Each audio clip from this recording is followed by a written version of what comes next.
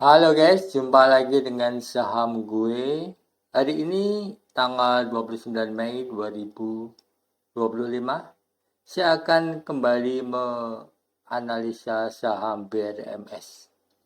Kenapa BRMS? Saham ini cukup menarik sekali. Tapi sebelum saya mereview saham ini, kita akan mengkilas balik karena saya sudah pernah menganalisa saham ini dan sekarang ini adalah kondisinya seperti ini.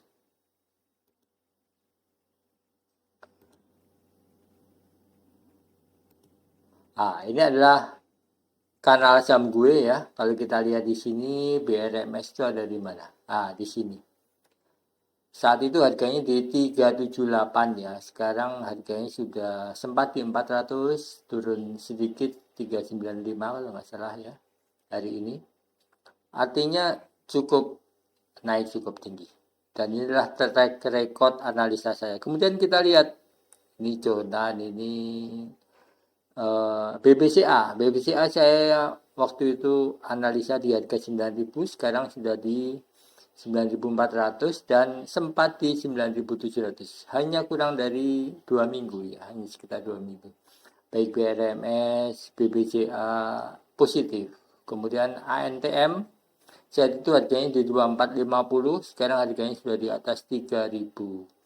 Dan beberapa hari sebelumnya sudah mencapai titik tertingginya. Artinya tiga-tiganya 100% benar dan lumayan, sekitar 10%-an, ada yang lebih, ada yang kurang dikit. Kayaknya 10% lebih semua. Jadi dari harga analisanya, karena saya buy sebelum saya analisa. Iya, jadi saya buy di harga yang cukup rendah. Kenapa? Karena memang saya bisa melakukannya. Jadi jangan dicontek juga. Ini adalah rekodnya. Sedangkan ini adalah saham ini ya. Ini sebenarnya saham Gurem. Jadi tapi memang sengaja saya buy di sini ini untuk jangka panjang. Itu untuk lihat-lihatan aja sebenarnya. Ini saham dari Apex Indo. Kemudian ini BRME. Ini yang review saham banyak. First naik juga. Dan antara Garuda sempat naik juga. Sebelum ini lah naiknya. Setelah ini lah ya naiknya. Kemudian BRMS dan BCC juga naik. Jadi ini menunjukkan bahwa analisa saya tepat. Sekarang kembali ke BRMS. Oh ya, kalian bisa lihat di sini. Data ini sekarang sedang saya buka sampai hari Senin. Silakan dibuka ini ya. Ini doc ini isinya apa? Nah, ini isinya ini. Nah, ini adalah berita-berita. Ini tanggal rilisnya, ini market cap-nya, ini magnitude-nya. Ini grafik harga secara 1 bulan. Ini earning to price-nya dan ini harganya. Ini kenaikan hari terakhir ya, 251. NICL ini naik 9,77. Garuda naik lagi 5,17, ATM naik 4,51.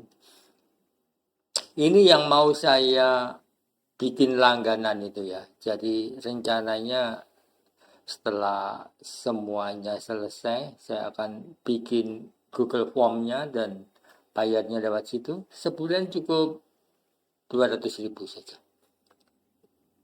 Pas ya kurang lebih sehari 10.000. Sangat murah sekali untuk informasi seperti ini. Saya buka sampai hari Senin ini. Jadi kalian bisa lihat-lihat dan ini eksklusif untuk yang langganan nantinya. Setelah itu saya kunci lagi. Silakan sebelum saya kunci hari Senin dinikmatin dulu saja. Setelah itu baru saya benar-benar komersilkan. Oke, kembali ke analisa ya ini. Kenapa saya analisa saham BRMS ini? Apa sih pentingnya? Kalau kita lihat di sini harganya, ini sempat di atas 400 sih.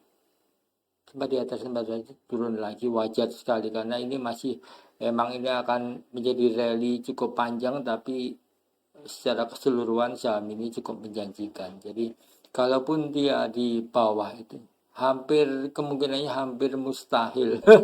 Hampir mustahil ya. Secara teknikal, secara fundamental hampir mustahil dia anjlok di sini, kecuali ada perang Laut Cina Selatan gitu. Itu beda ceritanya. Tapi kalau biasa-biasa aja gitu. Ya, mentok sini balik lagi. Ini teman-temannya waktu Trump mengumumkan itu dia sempat turun di sini semuanya. Ini nggak turun sama sekali. Maksudnya cuma nyentuh di supportnya sebentar aja naik lagi. Artinya apa? Saham ini secara fundamental memang secara prospek dari kacamata investor itu memang cukup menarik. Jadi gimana strateginya? Sekarang saya mau bilang strategi. Kalau kita buy di bawah, ya kalau saya ya, sebagian akan saya close ketika dia akan di sini. Kenapa? Karena memang waktunya belum. Ini di close di sini tutup lagi. Nanti kita bisa buy lagi, close lagi. Karena lihat nih, rentangnya masih seperti ini. Kenapa? Ya averaging di sini makin lama akan makin sempit ini ya biasanya. Ini lebar, nanti lama-lama sempit, akan jeplak sendiri, jeder, seperti itu. Itu biasanya, tapi memang namanya saham itu nggak ada yang 100% tepat, tapi pengalaman itu dan jam terbang itu menuntun kita untuk menjadi lebih berpengalaman. Oke, ini adalah rentang waktu 1 tahun, 1 tahun lebih, April 22 sampai Mei 29, 1 tahun lebih 1 bulan. Sekarang kita lihat di rentang waktu lebih panjang. Kalau di sini kita kurang lihat previewnya seperti apa gitu. Kita tahunya ya ini mulai beroperasi tambangnya, mulai berproduksi. Itu bisa dilihat dari finansialnya. Dari finansialnya itu lihat, ini revenue-nya mulai naik. Revenue itu jualannya mulai naik. Jadi emang ini mulai beroperasi, tapi labanya nggak terlalu naik. Wajar saja. Ini baru aja jualan gitu. Jadi untungnya masih belum banyak gitu. Tapi ini adalah prospek yang bagus dan kita lihat di sini ya. Total asetnya sudah naik. Revenue-nya yang luar biasa dia 478. Memang ini dari tidak ada menjadi ada, maksudnya dari proses fabrikasi pabrik sampai sekarang sudah mulai beroperasi, jadi wajar sekali. Dan kalau kita lihat price book value-nya cukup tinggi, tapi nggak terlalu tinggi untuk sekelas ini. Kalau kita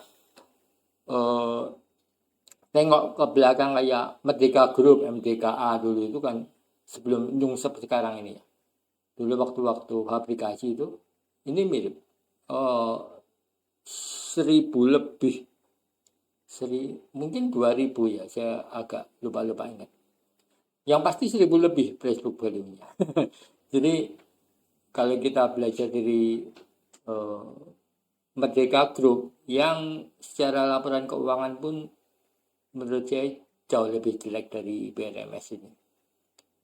Itu saja price book value-nya bisa mencapai 1000, apalagi ini. Ya, begitu. Jadi potensinya itu bagus sekali dan kalian benar kalau ikut di grup ini. Nanti saya akan buka grup untuk eksklusif supaya hal-hal seperti ini saya ucapkan hanya di grup saja. Karena kalau diucapkan di umum kayak gini ya gimana ya, nggak tahu deh. Intinya seperti itu. Dan kita akan lihat grafiknya secara rentang lebih panjang supaya kita tahu fenomena yang lebih panjang seperti apa. Jadi kenapa saya bikin seperti ini? Ini penting sekali ya, karena ini ibaratnya kita pilot gitu. Kita harus punya indikator banyak dan harus ada sign-nya, ada apa. Karena nggak mungkin kita satu saham saja ngapalin sini, melototin sini, nggak mungkin.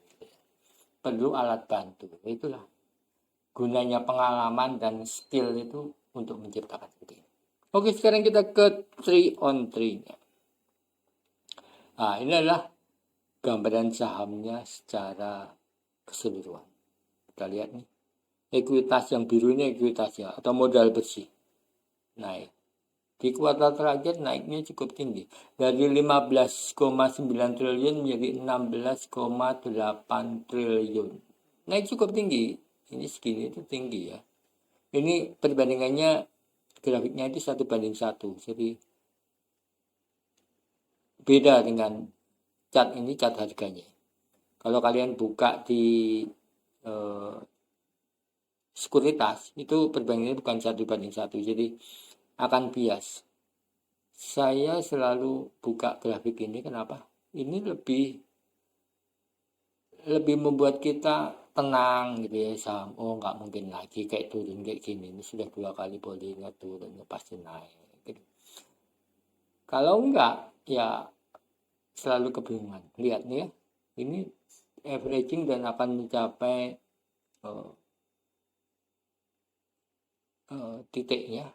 Karena ini kalau kita lihat beritanya nanti itu lebih spektakuler lagi PRMS ini.